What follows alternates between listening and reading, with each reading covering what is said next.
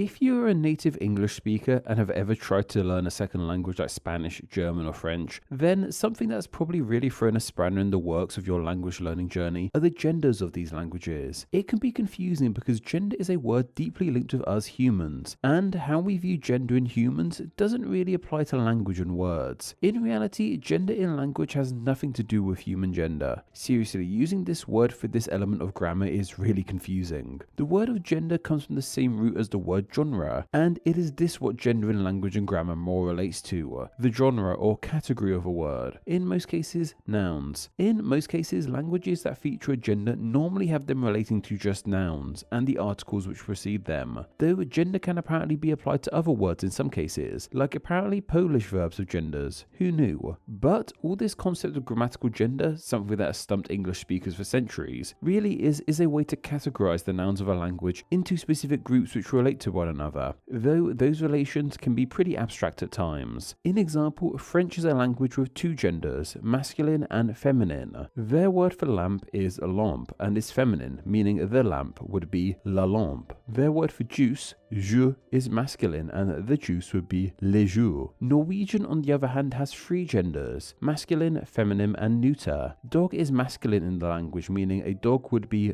un hund.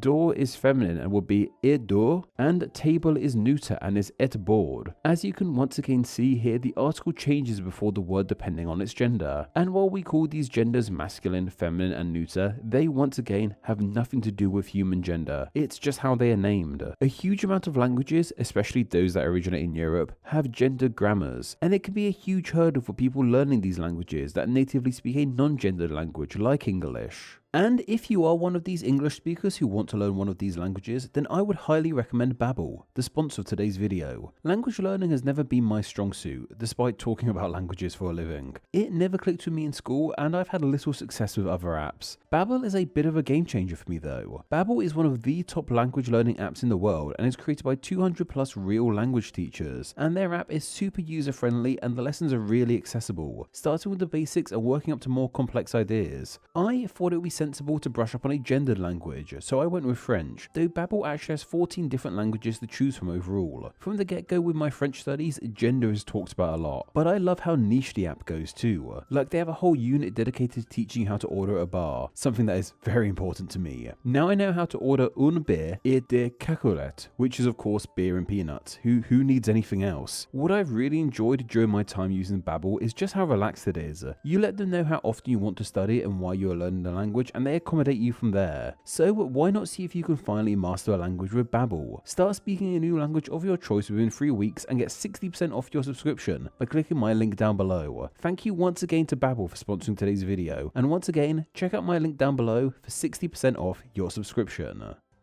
What would make learning a gendered language far easier as an English speaker was if English was gendered too. Then many English speakers, like myself, would have a far better understanding of this system in the first place. Obviously, English lacks this kind of gender entirely when it comes to their nouns. The closest it gets is with specific words that relate to human genders, or the sex of other living beings, like the pronouns of she, they and he, or how a male chicken is called a rooster and a female a hen. Beyond this, however, gender really isn't a thing in English. Like a table isn't masculine or feminine or even neuter, like it's just a table. This makes English this big weird strange exception in the world of language. Despite being one of the most spoken languages in the world, it doesn't follow this rule that so many others do. But the question we need to ask isn't so much why doesn't English have a gender, but instead what happened to English's gender. Yep, here's the big twist in the tale. English did indeed once have a gender like so many other languages. The oldest form of the language, which is decisively English, Old English, also known as Anglo-Saxon, was indeed gendered.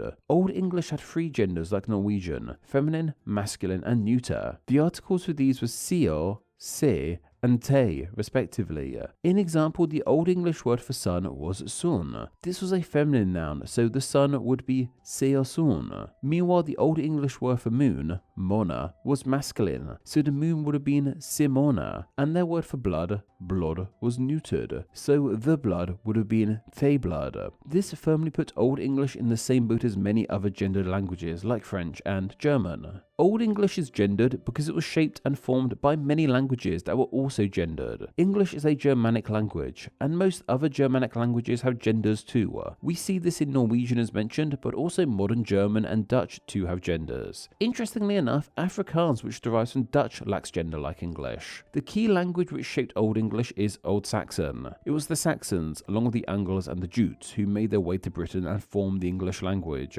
Old Saxon was a gendered language, hence why Old English was too. Latin also deeply influenced English too, due to the time Rome ruled the island prior to the Anglo-Saxons rocking up. Once again, Latin is gendered, and this is shown in Old English. And as far as I can tell, most Celtic languages are gendered too. The ones still around are, at least. I presume the ones spoken in the far past of Britain, like Common Brittonic, were gendered too. The island that Old English formed on was full to the brim with gendered languages, so it only makes sense that Old English would be gendered too. Old English is seen as coming into being as its own unique language in around the middle of the 5th century AD. It was towards the end of Old English's time and at the burgeoning of its successor, Middle English, that the language is seen as starting to lose its gender. This was around the 9th and 10th century. The leading theory as to why English lost its gender is due to a certain group of people who made this land their home around this time. You know the ones. Big beards, long ships, and they definitely had horns on their helmets. The Vikings descended from Scandinavia, the parts of the island that are now seen as northeastern England. They also brought their language of Old Norse along with them too. Old Norse is another big influence on English, and here you may presume that Old English wasn't gendered. Hence why its influence left English without a gender. But here's the thing, it was. Old Norse was gendered just like many other languages across Europe, and the languages that evolved from Old Norse, Swedish, Danish, Norwegian, Icelandic and Faroese, are all gendered to this day. So why did the influence of a gendered language result in English losing its gender? Well, it's believed to be because while they were both gendered, they didn't match up entirely. A word that was, say, feminine in Old Norse might have been masculine in Old English, or vice versa. This made things pretty confusing for the people living in Britain during this time. Many would interact with both languages or even speak them both, and getting the gender of certain words wrong could have been commonplace. This meant that over time, as Old Norse influenced English even more so, instead of picking up just one of their language's genders or trying to integrate them into one another, they simply just dropped the idea of a gender in English for easy's sake. We humans are a lot of things, and lazy is one of them. It's completely understandable as why they took the easy route on this one. What I find interesting here is that this loss of gender happened prior and around the time of the Norman invasion of Britain in 1066. This invasion famously saw French, which is a gendered language, heavily influence English in a way that is present even to this day. Though despite this, the French influence clearly wasn't enough to give English its gender back. The might of the Vikings clearly overpowered the Normans in this case. Beyond this, English carried on evolving and changing, becoming Middle English as mentioned around this time. It would stay as Middle English up until around the 16th century. This is when it evolved into what we now call Modern English. Of course, the English of the 16th century wasn't identical to the English we speak today,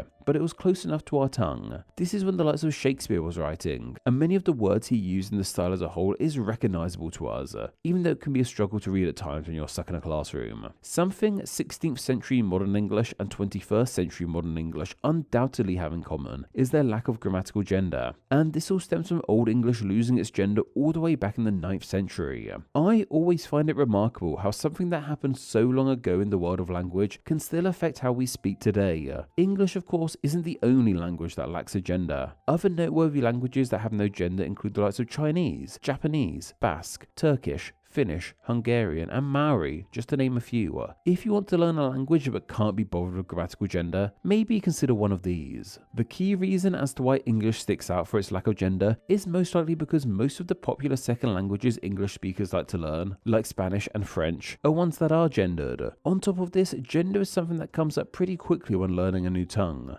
so it immediately makes itself present to a novice French or Spanish speaker who only knows English. Yet you could argue that English's lack of gender is a key reason as to why the language has become so successful. English not having a gender gives new learners of the language one less thing to figure out when acquiring the tongue, whether they're choosing to learn it or it was thrust onto them in the colonial past. Though if those Vikings didn't come along and shake up Old English in this way, there's a real chance that English could still be a gendered language to this very day, and English speakers trying to learn a language like French or Spanish would be far less confused by their genders. Though if you are willing to embrace a gendered language, you can of course master it with Babble. Click my link down below and get 60% off your subscription. Thank you once again to Babble for sponsoring today's video. Name Explain depends on viewers like yourself supporting the channel financially on Patreon, so a huge thank you to everyone who does. Donating just $1 a month helps the channel amazingly and gets you bonuses including ad-free videos, exclusive content, the power to request ideas to be made into actual Name Explain videos, and your name at the end of the video with all these awesome people. Visit patreon.com/Name Explain or click the link down below to find out how you too can support the channel. Thank you. Thanks for reaching the end of the video. Why not watch another and subscribe to keep up to date on all things Name Explain. You can find myself on Instagram where I'm NameExplainYT and join the Facebook group Friends of Name Explain to talk with myself and other name nerds. All that will be linked down below. Anyway, I hope you enjoyed this video and once again, thank you all so much.